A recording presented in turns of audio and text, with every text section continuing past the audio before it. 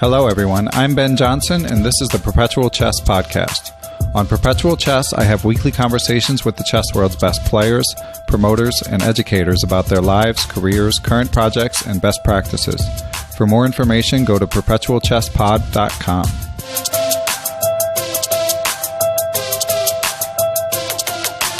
So I'm here with Kevin Bordi, Blitzstream on YouTube, the most popular YouTuber in France, and he's playing for the Cannes team in the Pro Chess League. So Kevin, how are you doing today? I'm doing well. I'm very happy to see that you mentioned our team, the Cannes Blockbusters, in the Pro Chess League, because we guys are very excited about this competition. You know, we have our Facebook group, and we are always chatting with each other during the week, like how it's going, who are we playing next week, and how is it going, to like prepare the openings and all. So it's really something that makes us busy now, and I'm happy you touched the subject at the real start. Yes, well, our mutual friend Greg Shahade, of course, is trying to push his Pro Chess League agenda, so naturally he thought that you would be a good guest to have on, and I'm a fan of the league as well, so happy to have you. Yeah, I know. I always email him, and at the end of the mails, when we write to each other, we say, you know, you should continue that next year because it's a great event, and we just enjoy being a part of it. So, well, I'm not surprised at all. Yeah, well, as far as I hear, it's doing really well. So I think that the chances of it continuing next year are good. Knock on wood. So tell us about the match yesterday against Hamburg. Our match yesterday went bad because it's our first loss in the league. We previously won a very tight match, 8.5 to 7.5. Been very lucky because it was always going to the wire, you know, to the decider. So yesterday the match started bad for our team. First round we had to take the lead, but well, a winning position or maybe we went slightly better, we lost. And it was the story of the match. Every time I had the feeling, because I was following and streaming live, we could come back into it. It was not turning our side, you see.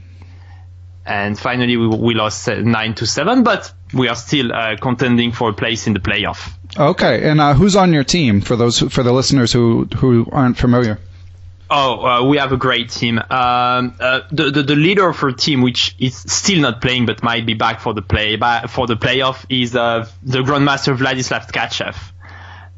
Maybe you know him. He was known as Mr. Blitz. Mm-hmm. He was one of the top 10 rapid blitz players, I believe, in the end of the 90s and early 2000s. He was a great blitz player. Now he's 40 and something. But he's still 26-17 at the FIDE rating, and he was a European champion, French champion, member of the Olympiad chess team for France. So he's a very great player. So this is our big name, right? Well, still not playing, but well, we keep him. Right. Second is French champion Macho Cornet, which won the French championship this year, 2016, so the last one. He's rated 2600, very talented player. He's in the 30s now, but very talented, very good in opening preparation and good player in rapid, so he's like a real leader on the board. Third comes Murtaz Kashgaleyev. Maybe you heard of him? Yes. So he's a very famous blogger on Facebook. He has a blog in Russian. He had one of his most popular blog was shared over 2,000 times. So it's huge. I don't know if you can imagine. Over 1 million people read one of his blog posts, and he's very popular in the Russian blogosphere, chess blogosphere. He's a very good chess player as well. He was winning the Asian Olympic Games in rapid chess a few years ago, and he was also Kazakh champion in Blitz, Rapid, and Classical. I don't remember the years though, but he's very strong player. Number 4 comes Robert Fontaine. Maybe you know him as well. Not sure. Okay, he was a very, very talented youngster. He got 2500 when he was still a teenager, I think. Grandmaster title pretty early as well, but he retired from professional chess and now he's working. So he has he's not playing professionally at all, but it's still a very talented player, and he's always very motivated, because he's not playing in the tournaments. So for him, the Pro Chess League is really, a big event. Right. Do you know what he does for a living? Not really. Okay. To be honest, not really. We didn't talk about that. But I mean, I know the job is not connected with chess. But I mean, just saying, like, to talk about Pro Chess League as well. It's very nice for those guys, because they don't have time, to like play tournaments because they have a daytime job. And it's nice for them to be able to compete with high competitive chess, and the Pro Chess League gives the chance to those people as well to play official chess games, because I like to call that official chess games. I don't like to say internet chess, Yeah. Because look at the level of play, and when I see the intensity of the guys talking, as I said, on the Facebook group, and we are even preparing the games. I mean, we are watching the games of opponents and just making files to prepare the openings. So I mean, it's really we are really looking at that like professional chess players. So I mean, it really gives a chance to the guys that retired and don't have time to play such competitive chess to come over the board and show what they can still do. So this is our number 4. Number 5 is Fabien Libizewski, which is the trainer of the French Olympiad team, Grandmaster, rated 2550, and he's often a co-host of my shows on my YouTube channel. And he was playing in the movie Le Tournoi, which is a movie about chess. So if you go to Wikipedia, he's referred as an actor as well. This is the funny thing about him. Is this a documentary or like a fiction movie? It's a fiction movie. Okay. It was even played in the cinema in France. Wow. So I mean, it's like in the theater, I believe you say in English. So he's 2,500 FIDE, but also able to do some acting. That's impressive. Yeah. I think you can find the movie on Wikipedia, and maybe like I don't know if it was translated in English, but maybe if you like for the guy in the podcast to put a link. Yeah, for sure. If they're interested, because it's not often we have a movie about chess fiction. Yeah, we have to support the chess arts. Can you say the name of the movie one more time? Le Tournoi, which means the tournament. Okay, nice. I'll definitely check it out and put a link to it. So that's 5 players over 2,500. And just glancing at the roster, it looks like everyone is classified as a local. So do these players really all live in the Cannes area or elsewhere in France? Or we have almost all our players, except for Fabien, which is living not far away, but I've been living in Cannes for a few years. Almost all the players. Vlad Tkachev, which is French now, is obviously not, I mean, he's Russian, but he lived in Cannes for a few years. Murtos Kashgaleyev was my trainer at the Cannes Chess Club, so he lived here for a few years. Robert Fontaine, which we've been talking about, was the director of the club for some time in Cannes. As well, Mathieu was playing for Cannes for a long time, and he was a trainer at the chess club. So yeah, we are almost all linked with the Cannes Chess Club, except for the people rated a bit lower, which are just living in the area. So Nice or Monaco. That's amazing. You guys might be giving, I think, Reykjavik. I'm not sure who else you would be competing with for the strongest chess population per capita.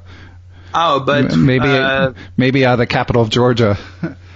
But I mean, Cannes is a city in France where we had chess in almost every single school in the 80s and 90s, and Cannes was known as I don't remember the exact title, but the best chess club in France or something like that. So this city is a chess place, really, Wow.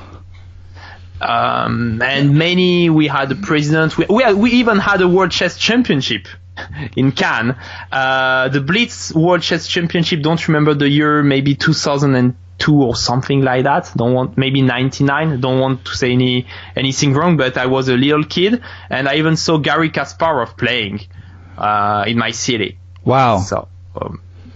And I played in Cannes as well, Youth World Chess Championship because the city hold the youth World Chess Championship once.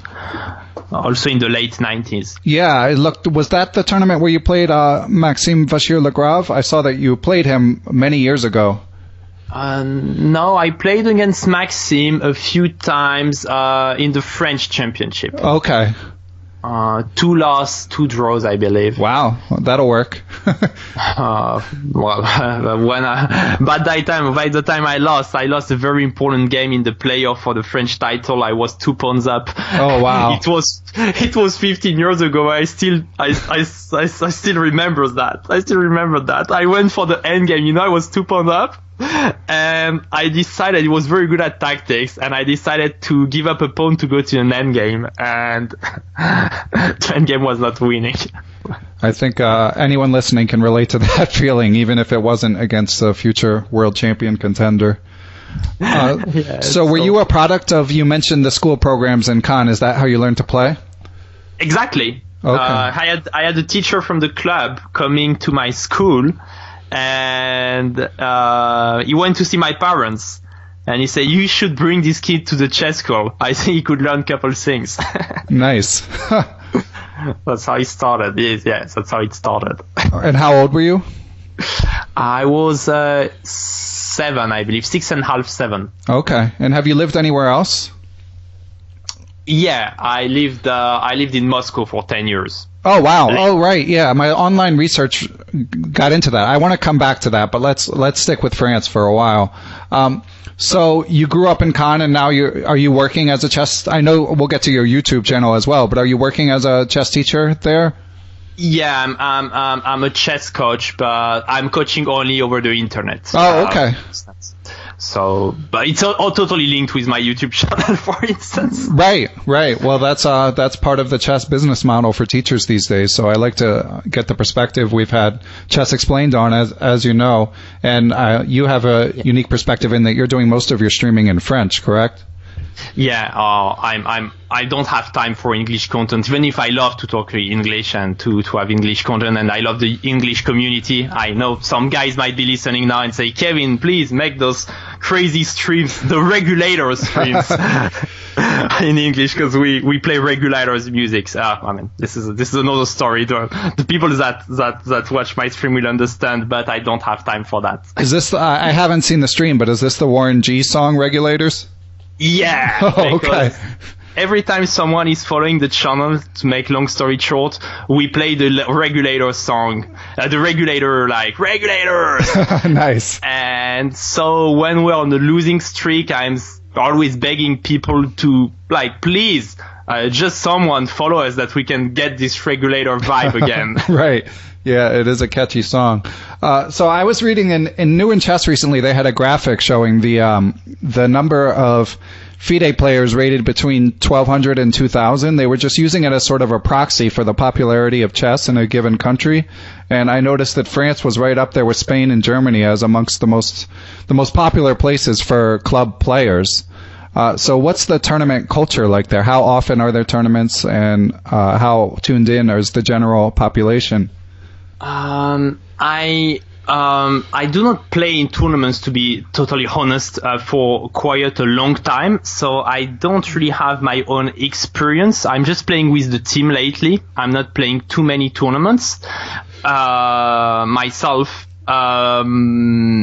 So very hard to answer your question. I know I can say from my old experience, like 10 years ago, before I left Russia, when I played a lot. And well, we have a lot of tournaments going on during school, school holidays. Okay. So when you have school holidays period, we have like tournaments pretty much everywhere, I believe. I mean, in all the location are a lot of players, so it means the French Riviera, which I said with Cannes is a leading place. Cannes is a lot of place. We have a lot of tournaments in Alsace as well, in Paris, but I don't really know nowadays if it grew. I'm not very competent to talk about that much. Okay, well, I feel like you would still have a better finger on the pulse of French chess than our listeners, but it sounds like at minimum chess is staying popular there, if not growing. Well, I don't know when I don't know, maybe it's chess players are like that, but I always listen people complaining that chess is not popular enough and we don't have enough people in the clubs. This is something I really hear from the people I'm talking with, that chess is getting less popular in France or like stagnating, you see. I don't really know, but I feel chess is living a second use with the internet now, because many people are playing on the internet. Yeah, it's well suited for it. Yeah, so I do feel chess is becoming more popular in France. We even had Vachel Agrave on a big TV program. It was last week. A program seen by a few millions people. So, I mean, I do feel chess is getting more popular, at least to the, what you call in USA, the average Joe. Right, very good. So was that like a news-based program? Like, was it like a little feature? It was in the news. They were like making news about, let's meet Vachel Agrave, you see. Nice. It was during the news, like you might have, I don't know, the CNN maybe, they have like news, and it was like in a comparable program. Okay, and where did he come up in France? Where is he from and where does he live? Do you know? I don't know where does he come from. I believe he lives in Paris, but I'm unsure. Okay. And so you mentioned, so how'd you end up living in Russia for 10 years? Interesting story. I was playing chess, though, obviously, when I was 17, and I went to play a chess tournament in Russia. Was like a dream come true, isn't it? Going to play to Russia. Yes. I don't know if well, you are a chess player as me, and I believe all the listeners are chess players, and I think we all dreamed about playing once in Russia, in Moscow. Looks like the place to go to play once in your life. So I went there. I played by the time at the Central Chess Club, where they had the federation, a very nice building, by the way, very beautiful. So I went to just play a tournament, and I just really loved it, you know. I just loved the country, and I just loved the people, and I just loved the chess. So I decided to stay there. Did you stay on that trip? Did you stay? No, I went back home. Oh, okay. I went back home. Then I went back to Russia to play another tournament. And then by the time, I had some friends there, and I met some new people, and I finally just stayed there. I was just 18 years old. So. Okay. I studied abroad in St. Petersburg. I was a Russian major, although I barely remember it at this point. But yeah, it's a fascinating country. Have you been to Moscow? Briefly, on that trip, I went for, 5 days or something like that. So I got to see the city, but didn't get to do anything chess related. It's a shame, because it's really the country for chess, isn't it? Yeah, no, I played some in St. Petersburg, and it was amazing. I mean, just how popular it was there and how many strong players were around. But I didn't get to play in Moscow. Yeah, it's just like you go to the chess club, and if you are rated under 2,000, you just will feel you are the worst player at the club. It's very strange. Exactly. And how did you make a living in Russia? I mean, you were there a long time, so I imagine you started as a student, but tell us about your time there. No, I played poker. Oh, really? I didn't even know. Yeah. I was also a professional poker player for a long time. Yeah, exactly. So that's how I made a living. So you played online? I played, yeah. I try not to talk about poker too much on this podcast, just because I feel like there's a lot of good poker podcasts, and there aren't that many good chess podcasts. But I do feel like we should briefly delve into your career playing online. So what did you play? I played. I started playing Sit and Goes. Then I went to play The Limit. Then The Limit was over. Just going briefly and quickly through that. Then The Limit went over. I started playing MTT, and then I went on specializing myself in Omaha 08. Okay, so for the uninitiated, that means he went from playing like little mini tournaments to cash games, and then to bigger tournaments, and then back to cash games. Exactly. Okay, and are you still playing these days? No, I don't like it anymore, Sounds familiar. Yeah, I mean, I should say something good for chess now is that I played chess for 11 years, like from 7 years old, let's say, to 18. Then I was a bit tired with that, and well, I played poker, but I was still playing chess. Even I was blitzing on chess.com from my home from time to time. I never really quitted chess. So I played poker sometimes, but when I quitted poker, I quitted it for good, you know? Yeah. It's not like I have the feeling I want to play it. Though when I played chess, even when I stopped playing, I was still playing. Right.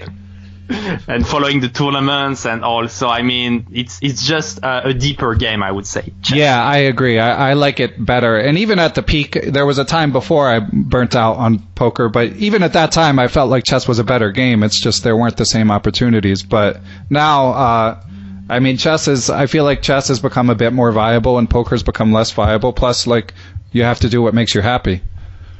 Yeah, and when you play chess, you have a feeling, or when you teach chess, that you share something with people. Exactly. Something positive. Yeah.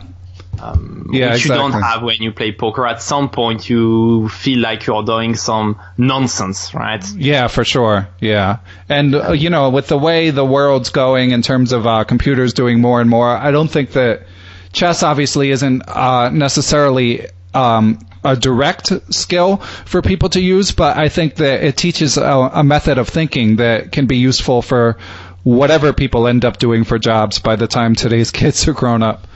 Yeah, I don't know how is it with you, but I feel I'm using chess mostly in my life, even in situations where, I mean, I'm not playing chess, obviously, but I'm still thinking it as a chess combination. Like step by step, if I do this, this is going to happen, then I'm going to do that, and then I will like end up like this. Right. Yeah, and just, you know, the feedback you get from the game in terms of, okay, yeah, the more big picture feedback in terms of, okay, this isn't working, this is working, I need to do more of what's working and less of what's not working. I think that can be useful in whatever people end up pursuing.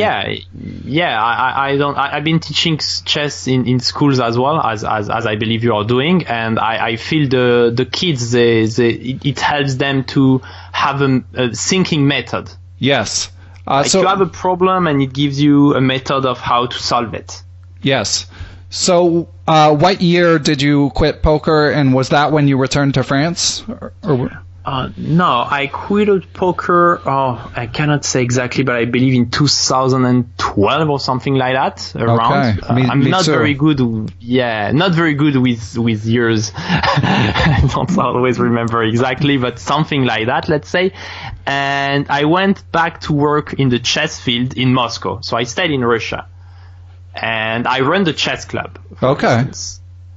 I was working at a chess club, so I mean it was a nice job. I had very nice people coming in, so it was a beautiful chess club.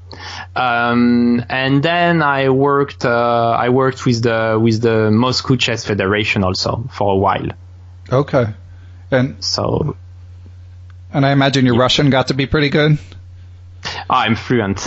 Good for you. I was pretty conversant by the time I finished college, but I always found Russian difficult to read. I don't know if you had that experience too. No. Well, I didn't speak Russian for the first 2 years when I lived there, and then I was lucky to meet a brilliant girl, or woman, I should say, my wife nowadays. Oh, nice. And I think it was the turning point from making me a guy that barely understands Russian to a guy that fluently speaks. The best way to learn a language.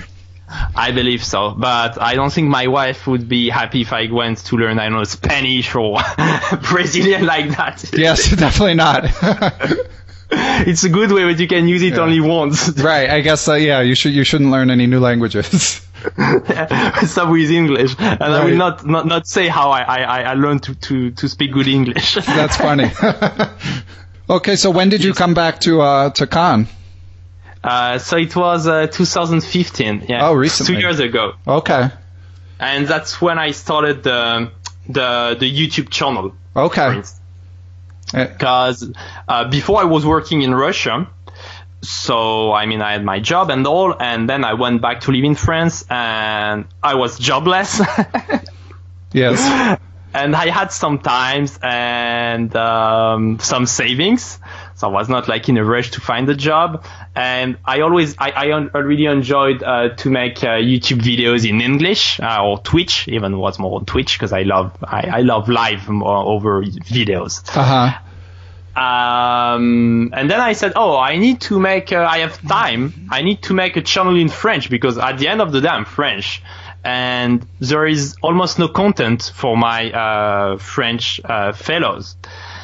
So I said, okay, let's do that. And I was thinking, well, anyway, nobody's watching that really, French chess. How many people would be interested? 100, 200, 300? I thought it's maximum.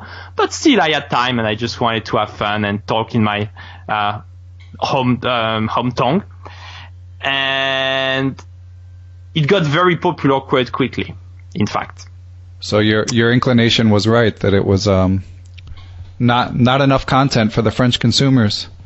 Yeah, I mean, I came up, I started to make live blitz. Well, it was like working pretty well, like 400, 500 views per video. It looked as much as what I did in English, and it was very quick. And then I thought, I do love the content that bring King, Daniel King, I think is his name. Yes. With the power play chess. I mean, he's covering for the guys that don't know, he's covering the tournament games. Then we have also other people doing that on the internet. And I thought everybody's doing that in English. There's some stuff in Spanish, but absolutely nobody does that in French. So maybe I should give it a try. And I was absolutely right. People just started just to follow this content. And now I'm covering almost all the rounds of the big tournaments. Like for the Tata Steel Chess, I think I did like 7 or 8 videos. So covering the best games, and it's always hitting the 2,000 views mark. Great. And are you generating revenue from the actual videos, or is it more just getting yourself exposure to find chess students? Yeah, it's just marketing. I'm not getting much money from the YouTube revenue. It's like, well, it's nothing. I don't know. It's maybe like $50 a month or something like that. But we do have a Patreon page. French Patreon, which is called TP, it's equivalent. People are donating money, for instance. So it helps the channel. So people really love the content. They want to keep it up. So they give money to that. And it makes me just fantastic marketing for chess lessons or chess related content. So, I mean, it's excellent for me, though. I mean, doing that in French, always a shame that not everybody can understand what I say. I mean, this is what's good when you talk English. Like, almost anyone could understand. But there are already many people on the market in English, and I feel there is really a lack of content in French. So that's how I went on doing that. And, well, as I said, it's working good. Yeah, so well, we keep it on. Yeah, I'm sure your audience is glad that you're doing it in French. I mean, there's, as you say, so much amazing content in English that I think it's a good idea to provide those who want to hear it in their native language the opportunity to do so. And I bet that it keeps your chess sharp too if you're reviewing all the current tournament games. Oh yeah, I went to play with the team in classical chess last Sunday, and I feel I'm playing bad.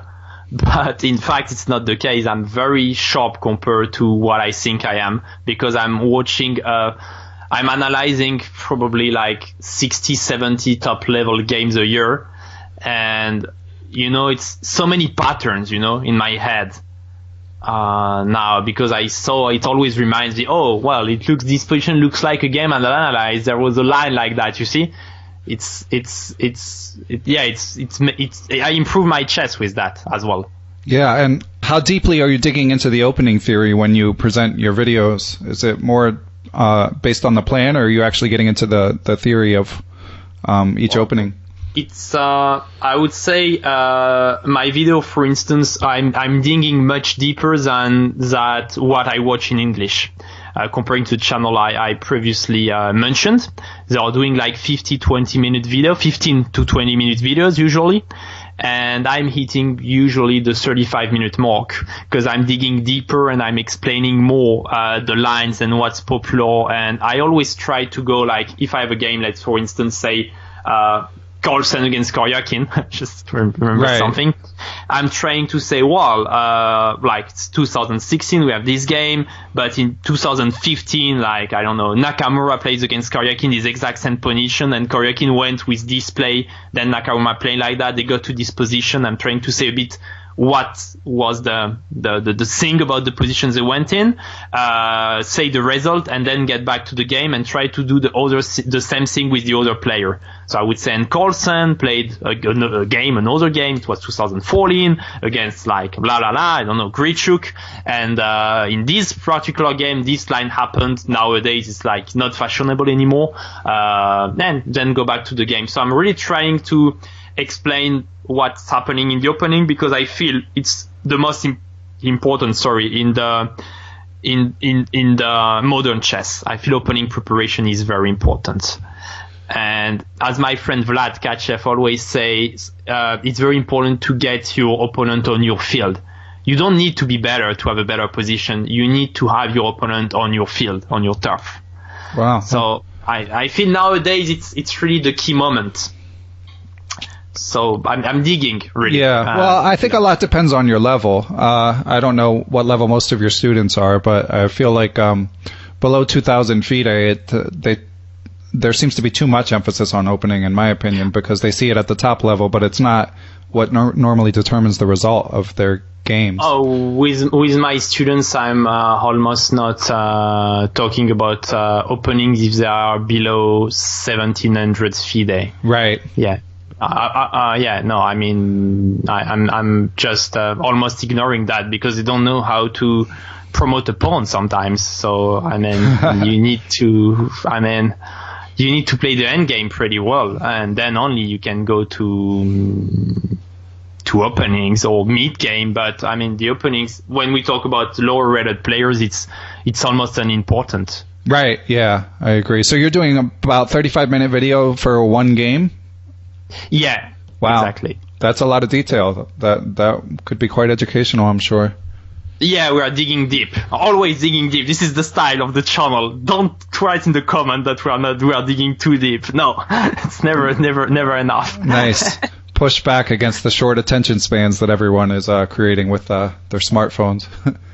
Yeah, but I understand. I mean, it's very, very long to prepare the video because you need to go in many lines. So sometimes I think about making some shorter content as well because it's hard to dig deep.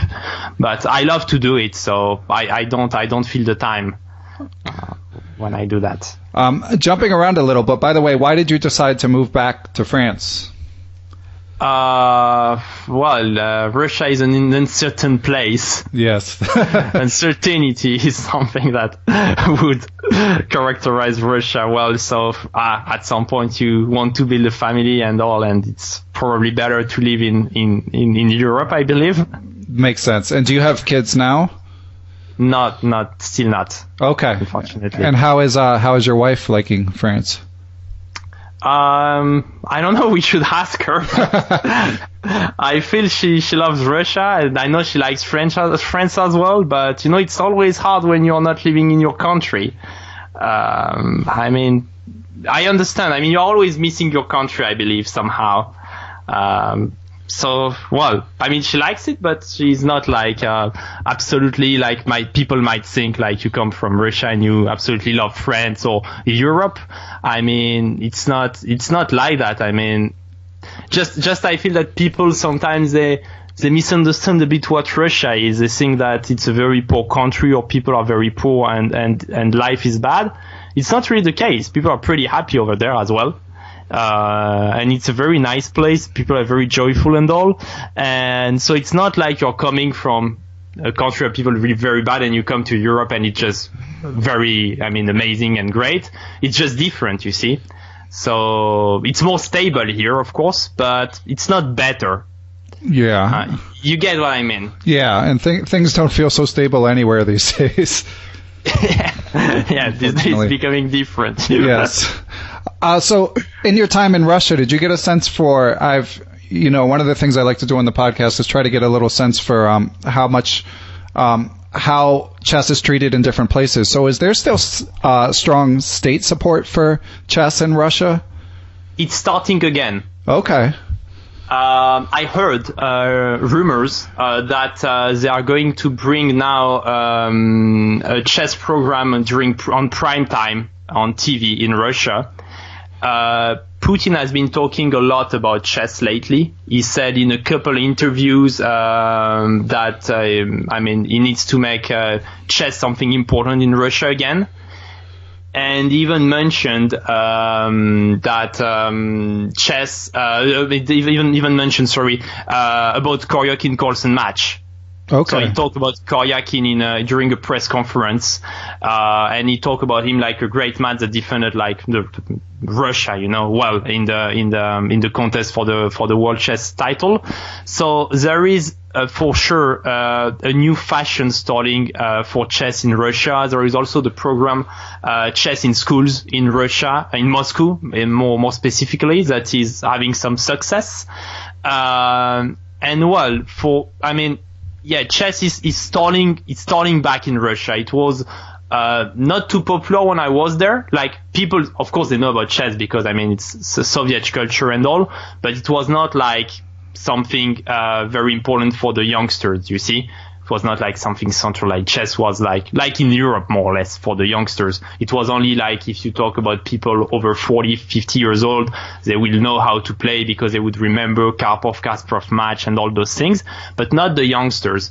But seems that for the last couple years and more specifically for last year, Putin is very kind with chess, let's say it like that. Okay. So do you think... you know how important he is in Russia. Exactly. And so do you get the sense that the top players are getting direct support, or is it just more like he's putting more into the ground level and it sort of works its way up to the top players? Both. Both? For instance. Okay. Yeah, I know that Koryakin was rumored to have quite a budget for his support team in the match. Yeah, I heard the same rumor. I know other top players got good money. Chess is something that is starting again to be big in Russia, and I think it's good more widely for the world chess community. Yeah, it wouldn't feel like chess if there were no top Russian players. Yeah, we would need a Russian world chess champion maybe. I don't know. I like Magnus, but so who do you? I like Magnus as well, but I know very well Alexander Grichuk, so I would hope he would go for the title one day. Yeah, he's a fan favorite, I feel like, and also a poker player. And he's a very nice guy. I know him personally, and he's a very, very nice person. So it's not only on the camera; he's a nice guy. He's really a nice guy. So you got to know him in Moscow, I imagine. Yeah. He's a good friend of Vlad, which I've talked about a couple times already, and so we went to some party together, and he's a very nice person. I really hope he can get back on his feet and start playing good chess again, because he was on the 2800 mark and he went down quite a bit. So I hope he can get his things together and play great chess again, because let's not forget, he was number 2 in the world not so long ago. Yeah. Well, it's got to be so hard at that level. Everyone working so hard and everyone so talented. Yeah, I feel they have mental tiredness at some point. It's just so hard to keep such a good level for so long. So I feel this is something very hard for everybody. You can see nobody can keep this number 2 spot, can they? Yeah. It's always going down. Yeah, it's pretty interesting. It's just a big shuffle. But meanwhile, the gap is closing between number 2 and number 1.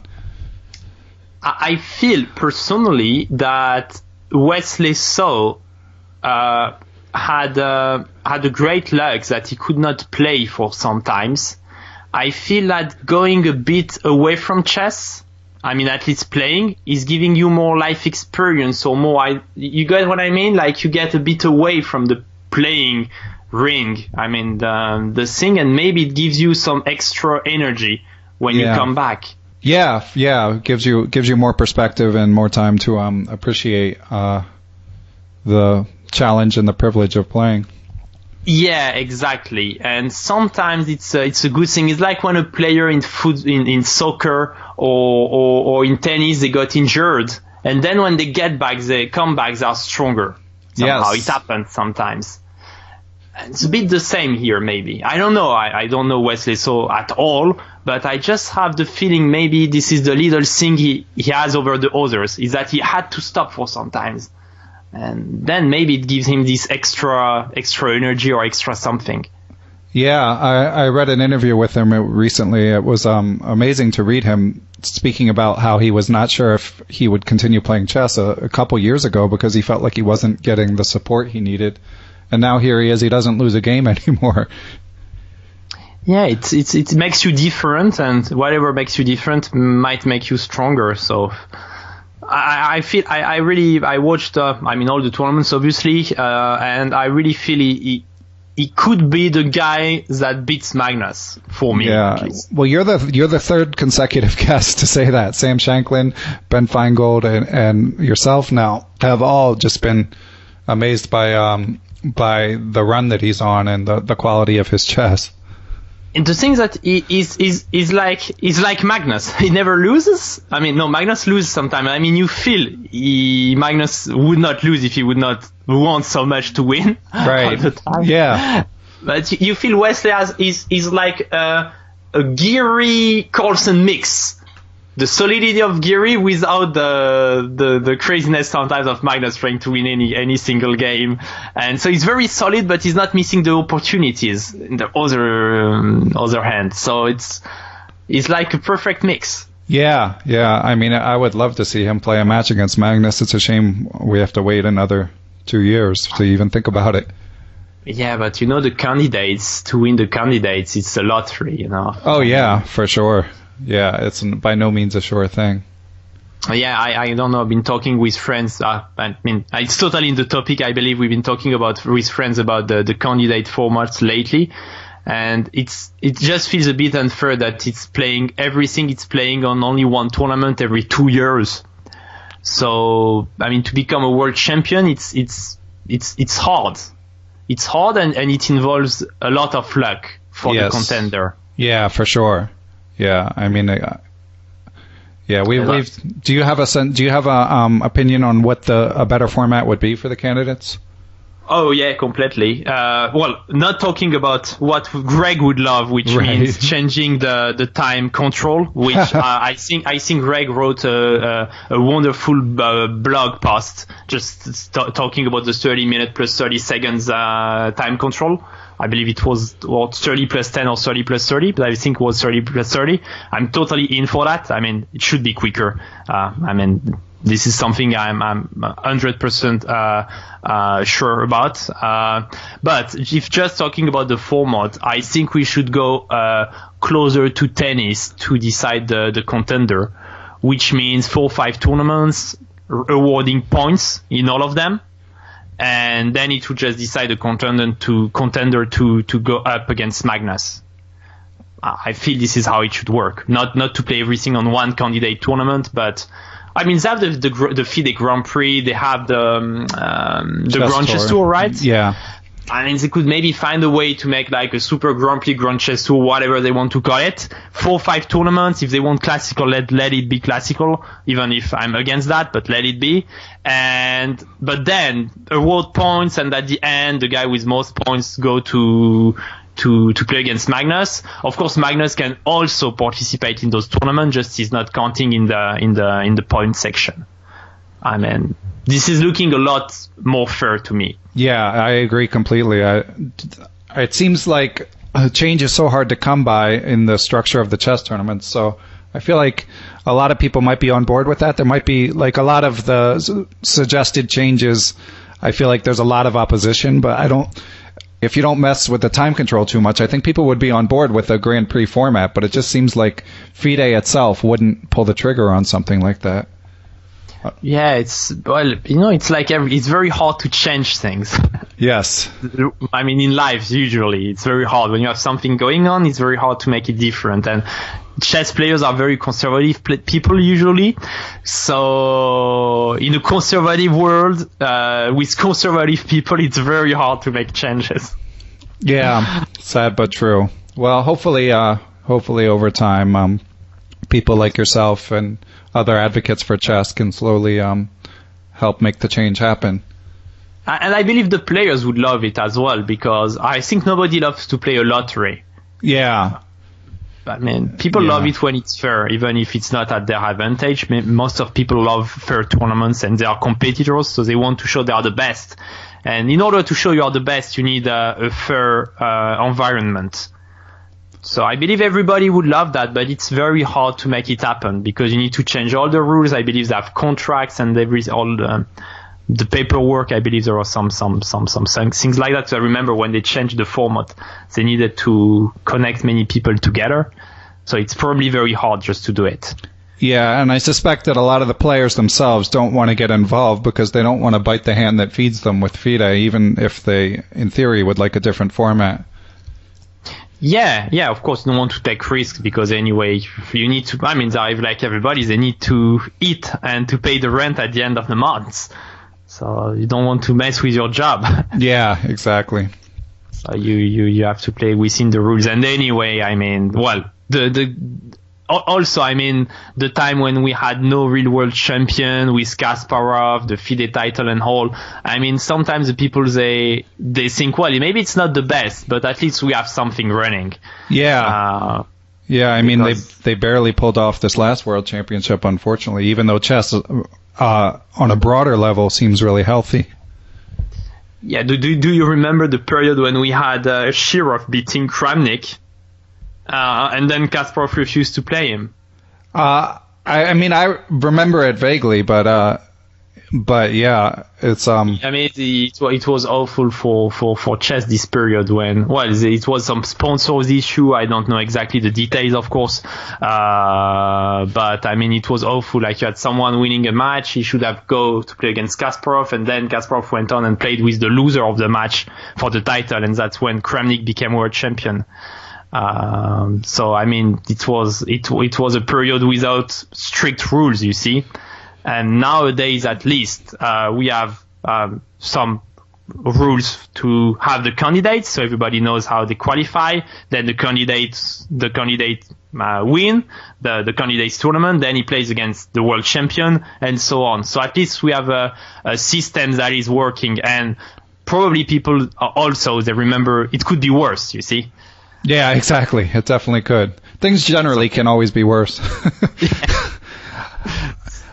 So getting to a little more fun stuff, before we started recording, you mentioned you were a fan of the American National Football League. How'd that come about? When I was a kid, I loved to watch. I think it doesn't start like that. Let's be precise. I went to New York with my grandparents when I was a kid, and I fell in love with the city, and I think I fell in love with the country as a kid. So when I went back home, I took, the baseball, not the bat, the glove. I had the baseball glove, the baseball ball, some NBA shirts, and some NFL stuff as well, because I really just love that. And then I start watching those things on the TV when I had the chance at home, and that's how I started watching US sport. Though I never get used with baseball, I just don't understand why is it interesting to watch that. I'm a fan, but I understand. Go on.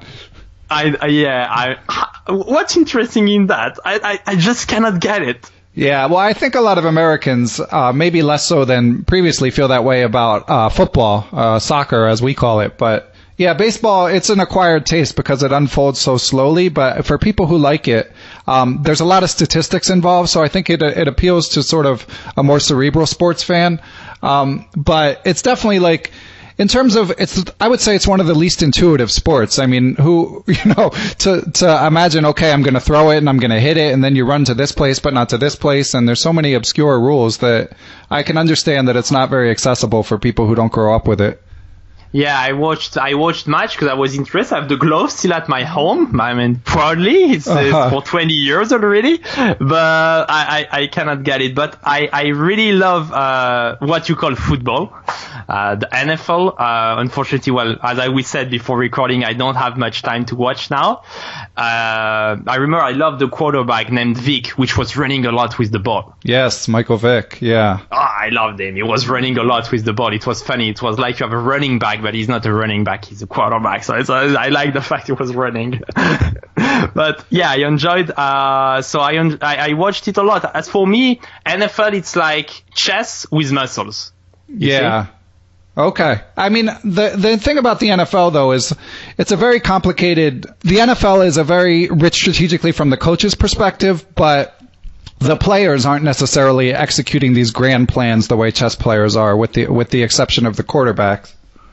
Yeah, but I mean, I love the quarterback play, for instance. Yeah. I mean, I love when they show the actions. They say, well, the quarterback looked this way, the game plan not working, then another option, you have to decide quickly, you have someone running at you. I mean, I really love it.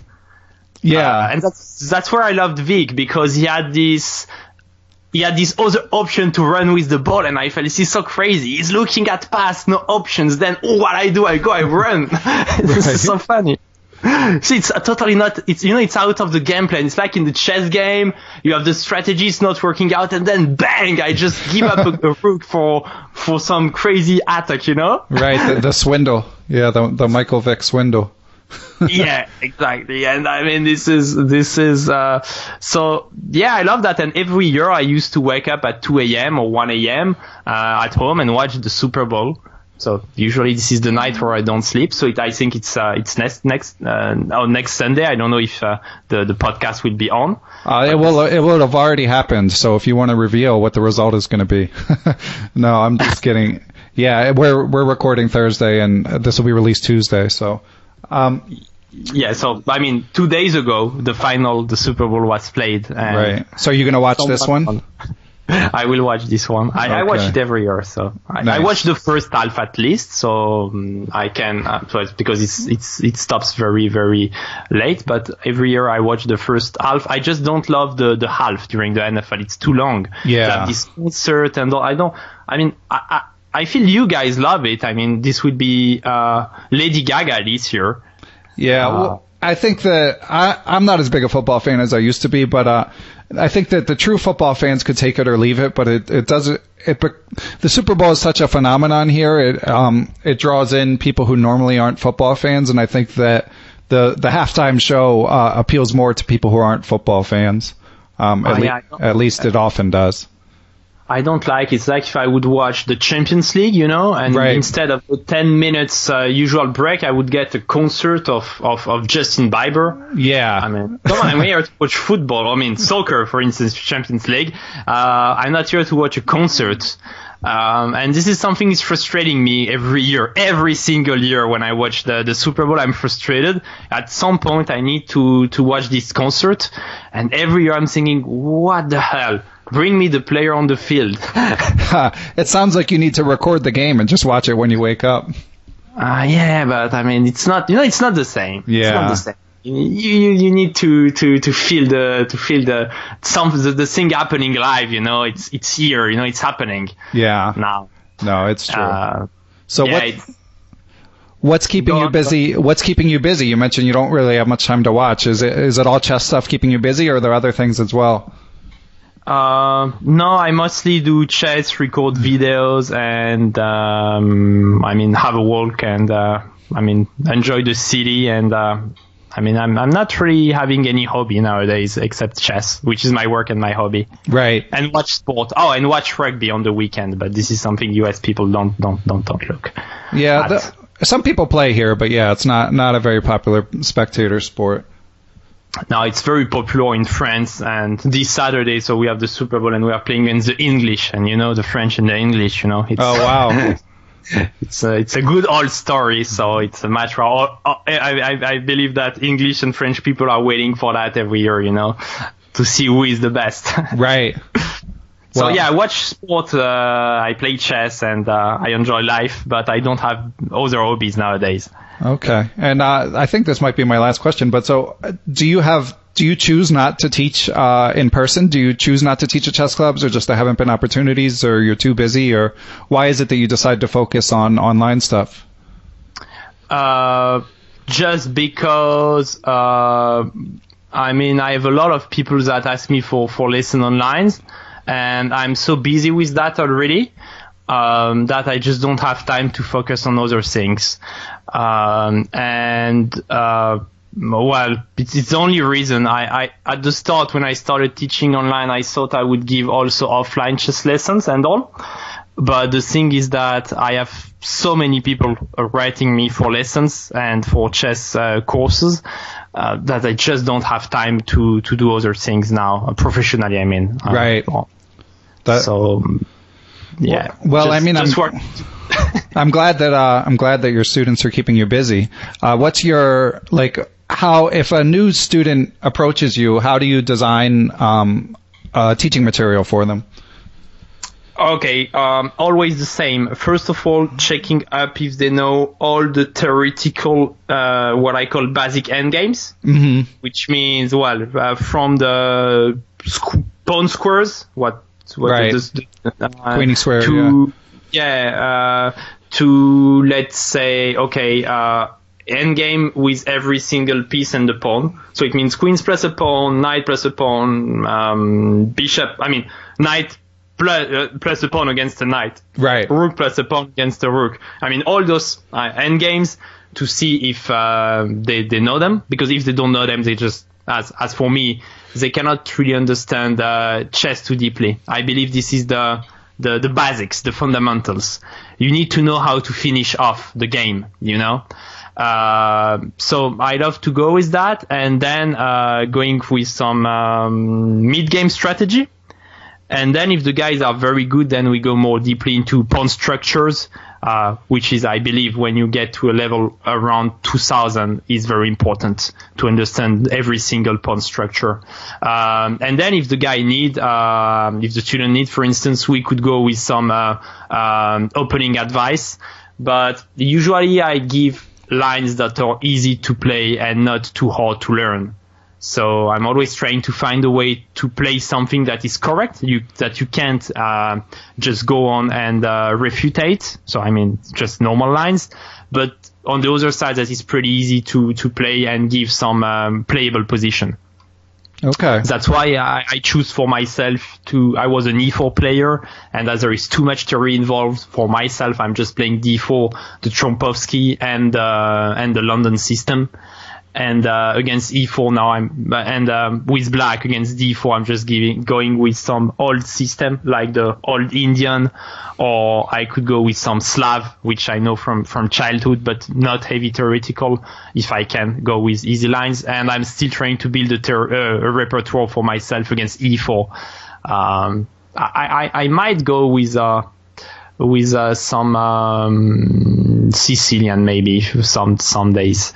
Not too theoretical, maybe the Kalashnikov, because a good friend of mine wrote a book about that. So, I will maybe try one day to play that opening. But this is my only hole for myself, and for my student, I'm trying to go the same way. I watch what they play, and I'm trying to find for them, again, when they are quite strong, some lines that are correct but not too complicated. Okay. Sounds like a pretty well thought out curriculum. Yeah, I don't know if I was very structured because it was in English. Sorry about that. But so from the end game to the mid game, pawn structures and opening, let's say it like that. But really, Ben, I believe that pawn structures, and it's not me, it's my friend Vlad that told it to me. He said many people, they cannot play good chess because they don't understand the changes of the plan when the pawn structure is changing. Spoken like a true Russian grandmaster, right? Yeah, so he told me many times, and I use it myself. He said many times, just change a little bit the pawn structure, and your opponent doesn't know how to play chess anymore. And something true for the guys that play chess and listen to your podcast, even if they are not too strong. Let's imagine a Caro-Kann pawn structure, and let's say the C pawn takes on D5, right? Right. So you go in the Carlsbad pawn structure. And now with black, you need to make the minority attack, and white needs to go to attack your king. Well, let's make it simple. But the thing is that if your opponent doesn't play d4, d5, probably he never studied the Carlsbad pawn structure. Right. And probably doesn't know the plans. So probably with just taking on d5 with the pawn, you just won the game. If only chess were so easy. Yeah, that's what Vlad told me. Took a comparable example, showing me something on the board, and that's why I feel it's important when I go with my stronger students to go through pawn structures. Exactly because of that, because you need to be ready to play pawn structures you don't know. Right. Okay, well, Kevin, I really appreciate your doing this. I enjoyed talking to you. I feel like I got a lot of perspective on things that I'm not that well versed in terms of Russian and French chess, not to mention French YouTube. So if people want to reach you, what's the best way to do that, Kevin? Just write me an email. I might give you my email address, and you could just link to it. Yeah? Sure, will do. Yeah. And people, those of our listeners who speak French, can check out his YouTube channel. And you also have some videos up in English. Yep, some regulator stuff. Nice. Glad to hear it. Okay, well, Kevin, thanks again for coming on. Good luck in the rest of the Pro Chess League. Thank you. We are going to win it, Ben. All right. You heard it. Watch for the Cannes blockbusters, Ben. You heard it here first. Thank you very much. Thanks for listening to Perpetual Chess. To hear more episodes, give feedback, or suggest guests, go to perpetualchesspod.com. If you like the show, please help me out by telling your friends and giving me a high rating on iTunes. I'll be back next week with another episode of the Perpetual Chess Podcast.